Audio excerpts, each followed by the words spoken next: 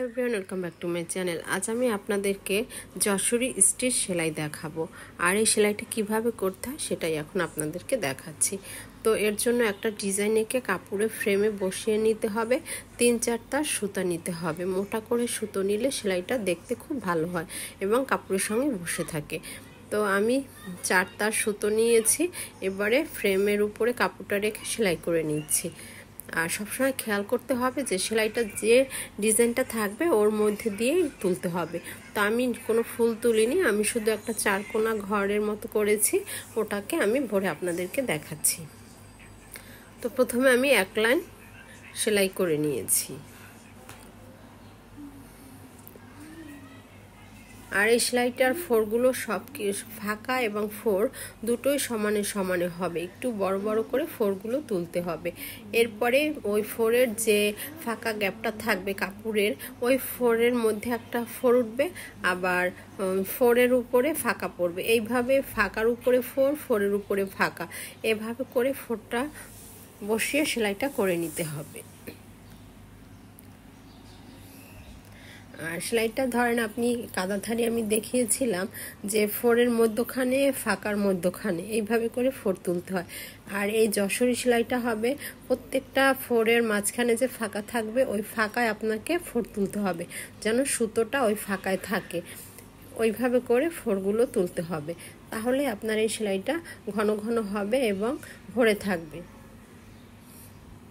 আর শেষের দিকে যখনই ঘুরবেন তখনই সুতাটা একটু ঢিলা করে রাখতে হবে। ঢিলা না রাখলে, টাইট থাকলে সেলাইটা কুঁচকিয়ে যাবে এবং পরবর্তীতে যখন আপনারা কাপড় ধোবেন বা তখন দেখা যাবে কি যতই টানেন জিনিসটা সোজা হবে না, সে কুঁচকানো থাকবে। সেই কারণে সবসময় শেষের দিকে সুতোটা আপনাদেরকে ফোরটা একটু ঢিলে করে রাখতে হবে, যেন ওইটা কাপড়ের সাথে আস্তে আস্তে সুতোটা মিলে থাকে, যেন টান না পড়ে। ওইভাবে একটু আলগা করে সেলাইটা করতে হবে, একবারে টাইট করা যাবে না। তো আমি কতটুকু করিয়েছি এভাবে করে করে আপনাদেরকে দেখাচ্ছি।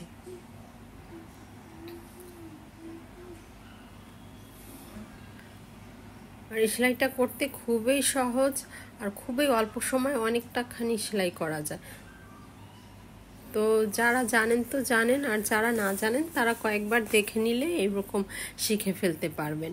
ঘরের প্রয়োজনীয় জিনিস, নিজের দরকারি জিনিসে এইভাবে ডিজাইন করে তুলতে পারবেন। আমি পরে আপনাদেরকে ভিডিওগুলো দেখাবো, তার মধ্যে আমি কি কি সেলাই পারি, কি কি কাজ করেছি সব কিছুই আমি আপনাদেরকে দেখাবো।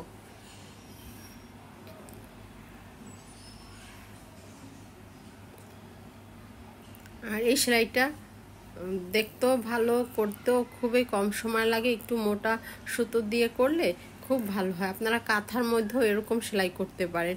নকশি কাঁথার মধ্যে আপনারা নকশি করে তারপরে এরকম আরও বড় বড় ফোর তুলবেন। যত বড় ফোর তুলবেন দেখতে ততই বেশি ভালো হবে।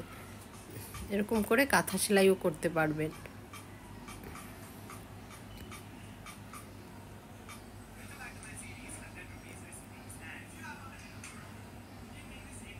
আপনার লাইনটা খেয়াল রাখতে হবে যে ফোরটা আপনি কোত্থেকে তুলেছেন, কোথায় শেষ করেছেন। ওইভাবে খেয়াল করে প্রতিটা লাইন করে নিলে আপনাদের কোনো ভুল হবে না। লাইনও একবারে সমানে থাকবে, ফোরগুলোও ঠিক থাকবে। আপনারা দেখেন আমি বারবার কিন্তু শেষ করার সময় সুই দিয়ে সুতাটাকে একটু ঢিলা করে নিচ্ছি। ঢিলা করে নিলে হবে কি পরবর্তীতে আর সুতাটা কাপড়ের সঙ্গে টান পড়বে না, একবারে আলগা আলগাই থাকবে। কাপড় আপনি যত আয়রন করেন, ধুয়ে নেন, কোনো সমস্যা হবে না।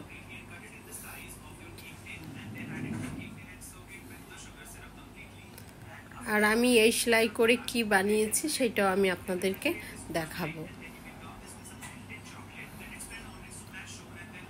একবারে মিশে গিয়েছে।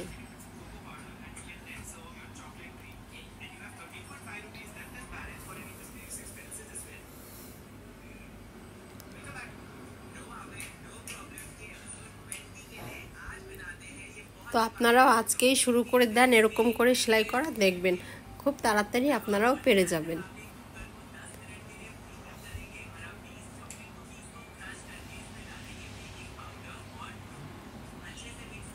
আর এই সুতো দিয়ে কাজ করলে এই সুতো কখনোই প্যাচ ধরে না, রেশমি সুতা যেহেতু এটা এরকমই থাকে, আপনারা সুতাটা পেঁচানো থাকে, মাঝে কেটে মধ্যখানে একটা গিট দিয়ে নেবেন। গিট দিয়ে নিলে আপনারা ওই গিট ধরে ধরে টানবেন, এক একটা সুতা বেরিয়ে আসবে। আপনারা অনেকটা বছর, আপনাদের কাজ শেষ হয়ে গেলেও আপনারা অনেকটা বছর এই সুতাটা রেখে দিয়ে কাজ করতে পারবেন, এতটুকু নষ্ট হবে না, কখনোই প্যাচ ধরবে না, গিট পড়বে না। এরকমভাবেই আপনারা সেলাই করতে পারবেন।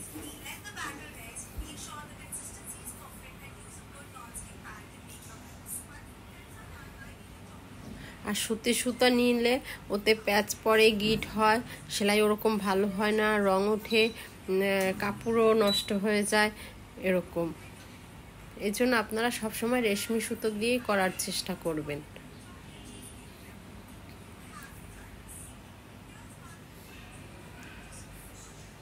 তো আমি আর বেশি একটু বাড়াবো না সেলাই, আপনাদেরকে তো বুঝিয়েই দিয়েছি যে কিভাবে করতে হবে, দেখতে পেরেছেন।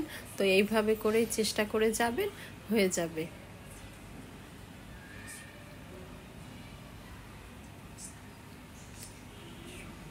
তো আমি একবারেই সুতো নিয়েছি, ওই সুতাটুকুই শেষ করে আপনাদেরকে দেখাচ্ছি যে আমি কিভাবে সেলাইটা করলাম।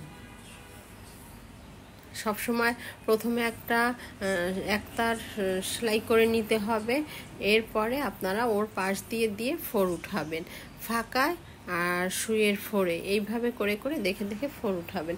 তো আমার সেলাইটা শেষ, আপনাদেরকে ভালো করে দেখাচ্ছি যে আমি কিভাবে কাজটা করেছি। আশা করি আপনাদের ভালো লেগেছে।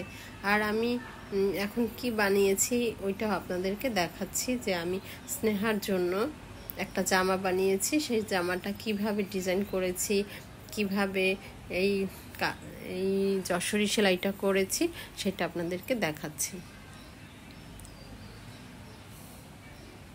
তো আমি এই বৈশাখে এই লাল জামাটা ওর জন্য বানিয়েছি।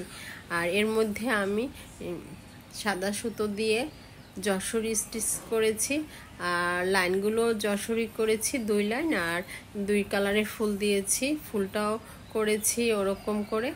আর কিছুটা আবার আমি অ্যাপ্লিক বসিয়েছি, মধ্যখানে কালো আর কিছু কিছু ফুল আমি সাদা অ্যাপ্লিক বসিয়েছি। ওই অ্যাপ্লিকের কাজটাও আমি আপনাদেরকে দেখাবো অন্য আর একটা ভিডিওর মধ্যে, যে আমি কিভাবে এই কাজগুলো করি। আর এটার পিছনেও আমি এভাবে করে ছোট ছোট করে ফুল দিয়েছি।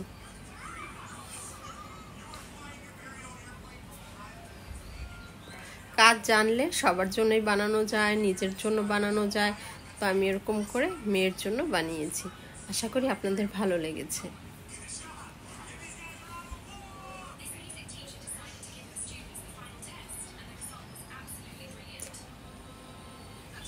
তো আজকে এখানেই রাখি, আবার আসবো অন্য আর একটা সেলাই নিয়ে, যে কি সেলাই আবার নতুন করে নিয়ে আসি আপনাদেরকে দেখাবো।